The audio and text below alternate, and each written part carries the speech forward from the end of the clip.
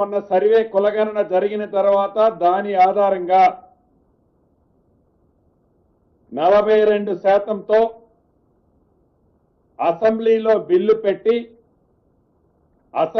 Bill ఆమోదింపజేసుకొని ఆ బిల్లుని governor గారి ద్వారా కేంద్ర ప్రభుత్వానికి చిత్తశుద్ధితో ఈ ప్రభుత్వం పంపించింది. పంపించడమే కాకుండా అనేక పర్యాయాలు గౌరవ ముఖ్యమంత్రి గారు, మా బీసీ శాఖ మంత్రి వర్యులు, మిగతా సహచర మంత్రులు ఢిల్లీ పోయినప్పుడల్లా కూడా ఈ అంశం మీద అక్కడ సంబంధిత అధికారులతో, సంబంధిత మంత్రులతో అనేక పర్యాయాలు చర్చించారు. దాని మీద వారు ఎన్నో కొర్రెలు రాస్తూ వచ్చి డ్రాగన్ చేసే కార్యక్రమాన్ని చేపట్టారు. అయినా కూడా ఈరోజు కేబినెట్ కి గౌరవ అడ్వకేట్ జనరల్ గారిని కూడా పిలిచి న్యాయపరంగా భవిష్యత్తులో ఏ రకమైన చిక్కులు రాకుండా ఉండే విధంగా బీసీ సోదరులకి మొన్న ఏదైతే సర్వే చేయబడిందో సర్వే చేసిన దాని పద్ధతిలో 42% రిజర్వేషన్లతో స్థానిక సంస్థ ఎన్నికలకి పోవాలని ఈరోజు కేబినెట్ నిర్ణయించటం జరిగింది. ఇక దీనికి కావలసిన విధి విధానాలన్నీ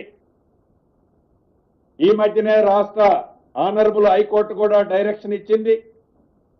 3 నెలల్లో ఎన్నికలు, స్థానిక సంస్థల ఎన్నికలు కంప్లీట్ చేయాలని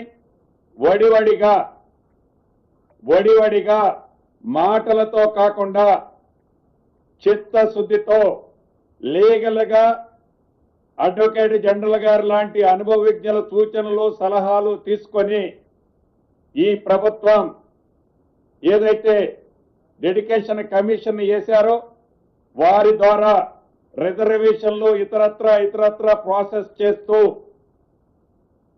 ఇందిరమ్మ ప్రభుత్వము ఇచ్చిన మాట ప్రకారం 42% బీసీ సోదరులకి రిజర్వేషన్ ఇస్తూ స్థానిక సంస్థల ఎన్నికలకు పోవాలని నిర్ణయించినందుకు దాని మీద మా బీసీ మంత్రులు మళ్ళీ నేను మాట్లాడిన తర్వాత వారు కూడా మాట్లాడతారు. నా పక్షాన్ని కూడా రాష్ట్ర ప్రభుత్వాన్ని, గౌరవ ముఖ్యమంత్రి గారిని అభినందిస్తున్నాను. అదే రకంగా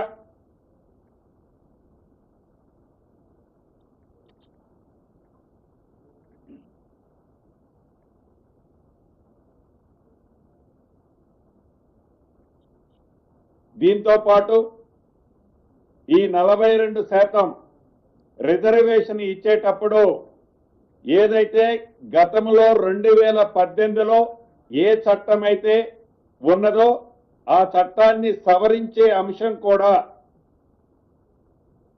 ఈరోజు కేబినెట్ లో ఈ 42%ని ఇంప్లిమెంట్ చేయటం కోసం ఆర్డినెన్స్ ద్వారా ఆ చట్టాన్ని కూడా సవరించే విధంగా కేబినెట్ ఆమోదించడం జరిగింది.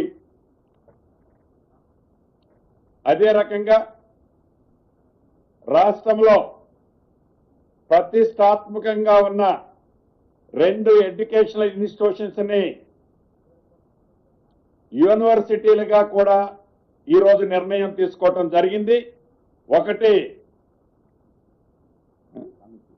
అమితి, ఇది మన దేశంలోనే కాదు ప్రపంచవ్యాప్తంగా ఒక 15 యూనివర్సిటీలను తీసుకుంటే అందుట్లో ఇది 11వ స్థానంలోనో 12వ స్థానంలోనే ఉంది.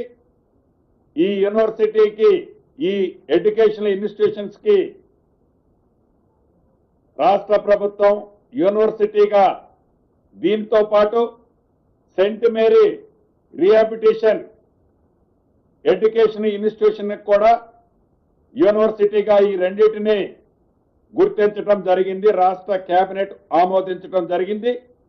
దీంట్లో ఏదైతే అమితి యూనివర్సిటీకి సంబంధించిన దాంట్లో చాలా స్పష్టంగా గౌరవ ముఖ్యమంత్రి గారు, గౌరవ ఉప ముఖ్యమంత్రి గారు, ముఖ్యమైన సిఎస్ గారు వీరందరి చొరవతో తెలంగాణ రాష్ట్రానికి